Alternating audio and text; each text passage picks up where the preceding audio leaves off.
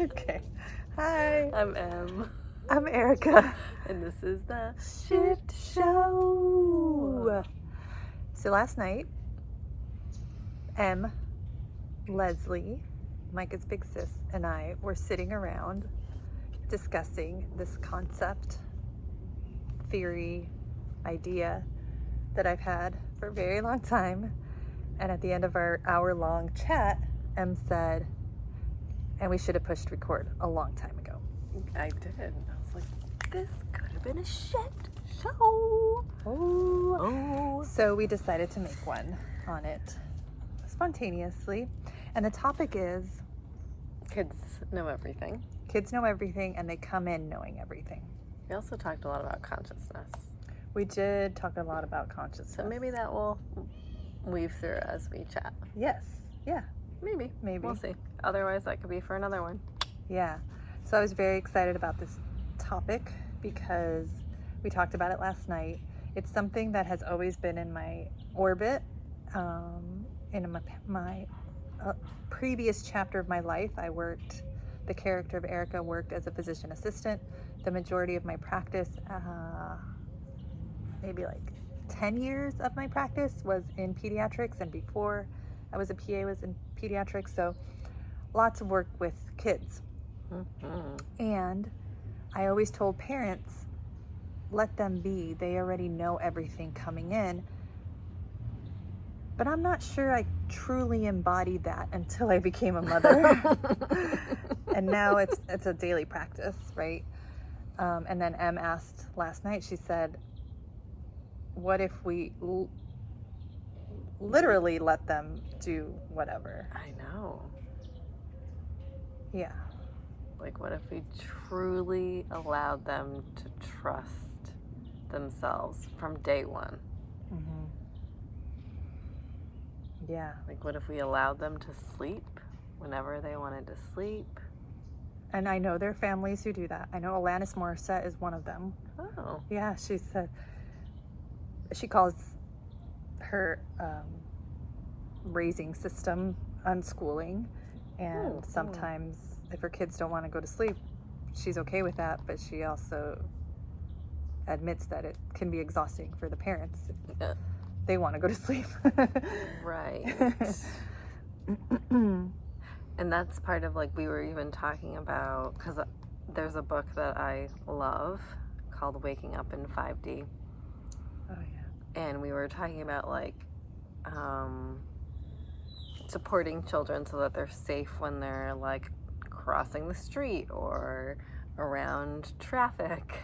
And in that book, there's a challenge or an opportunity or an invitation to, do you remember what it was? So it's, the story is that this woman and her child are in a car, mm-hmm. and they get in a car accident, but she says to herself, we're safe.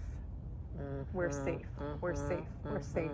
And everything occurred. The car was totaled. Nobody was injured. Both parties walked away fine, and they were safe. And so it's like our projection, our seeing, mm-hmm. not our visioning, right? That worries or sees unsafety, right? Danger. Yeah, that's a projected experience from our past. That was projected. It's like the perpetual projection cycle. Yeah. Yeah. Because it's a universal thing. You have to have these boundaries when there's a potential life and death situation or a seemingly potential life or death situation. Wear the seatbelt, put on sunblock, mm-hmm. Look both ways when you're crossing the street. Watch out for knives. Don't Sharp speak knives. to strangers. You know, like these things that we're all taught. And taught. I mean, I do believe people think, mm-hmm. it's coming from love. Mm-hmm. and protection. And so I understand that that's where people want to come from. And that also has a layer to it, right? Because we see, like, some people don't want their babies running around naked and barefoot, but that's what we see all the time, right? And I mean, as a kid, I wanted to run around barefoot and naked. She She wants to do that now. Come on. As a kid. Pants optional always. Anyways. And so this knowing, like, this is radical. I admit that. It's a radical, I mean, I'm like unlearning. Like, part of me is quiet because I'm like slowly imagining. And I said several times last night, I'm like, it's such a mind F. Like, it's such a mind F to unravel and consider. And it feels very edgy, like rogue or... Right. Rebellious. Yeah. Especially from somebody who has a history and a past experience in education and development. And school psychology, and right? the research. In teaching. And it sounds crazy. Like, this conversation. In creativity. Crazy is where creativity is born. Right. Thank you, Christy. And maybe it came from someone else of too. light. I don't know. But Christy, Messages of Light.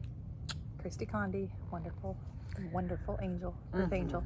Earth Angel, Earth Angel, the one I adore. Love you. So back to this idea about how I believe that kids come in knowing everything, and that we just brainwash them to think otherwise, to think and live otherwise. And as Micah grows, it's becoming a little bit more comfortable leading into this theory that I've had most of my existence. And I would just love to have this conversation with more and more people. Yeah, it would be fun. Yeah, I had a conversation on the beach this morning Yeah. with a woman who homeschooled, or she ran a school for missionary Baptists. I don't know if I'm saying that right. Baptists, missionaries in Spain, out of her house. And she said, I always thought kids knew everything.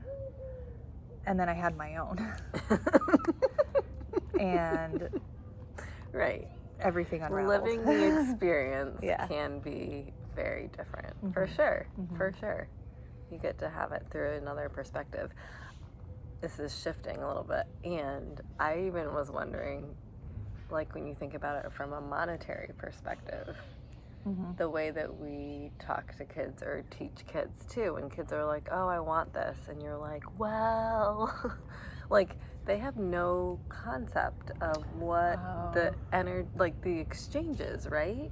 So they're like, they walk into a grocery store, for example, maybe, or whatever, you know, and they're like, I want all of this.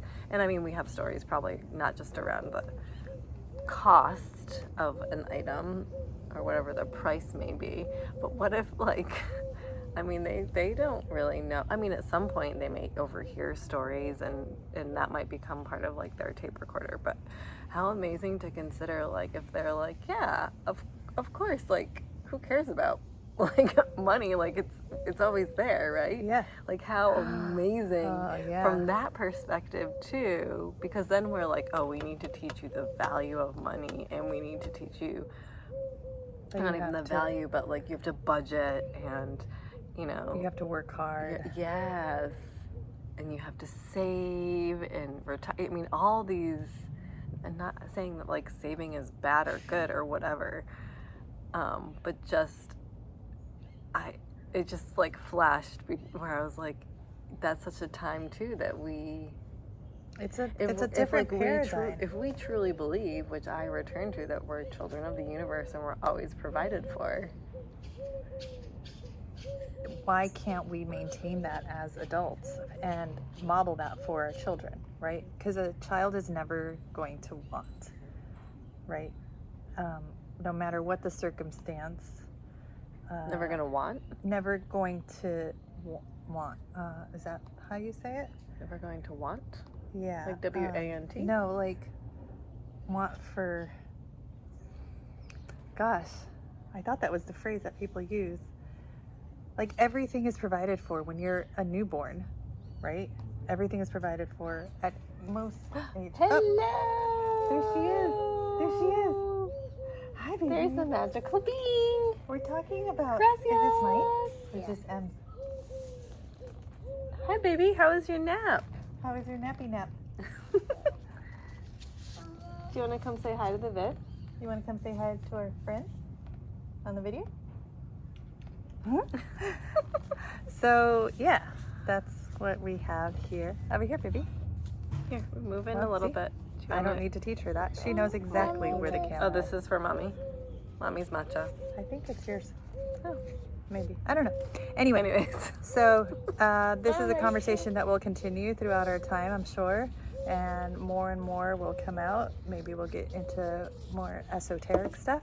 And Let us know. yeah, How does this feel for you? what do you feel? What do you think? Is it challenging you? Is it Blowing your mind? blowing your mind? Do you like this kind of stuff? I don't know. And do you think that you know better than your child?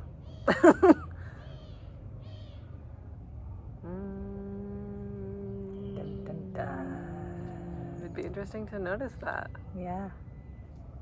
And just continually repeat. We are safe, we are safe, we are safe, we are safe, we are safe. That's actually vibrationally the most. I am safe causes the most immune boosting, nervous system relaxing, overall well-being of our human experience.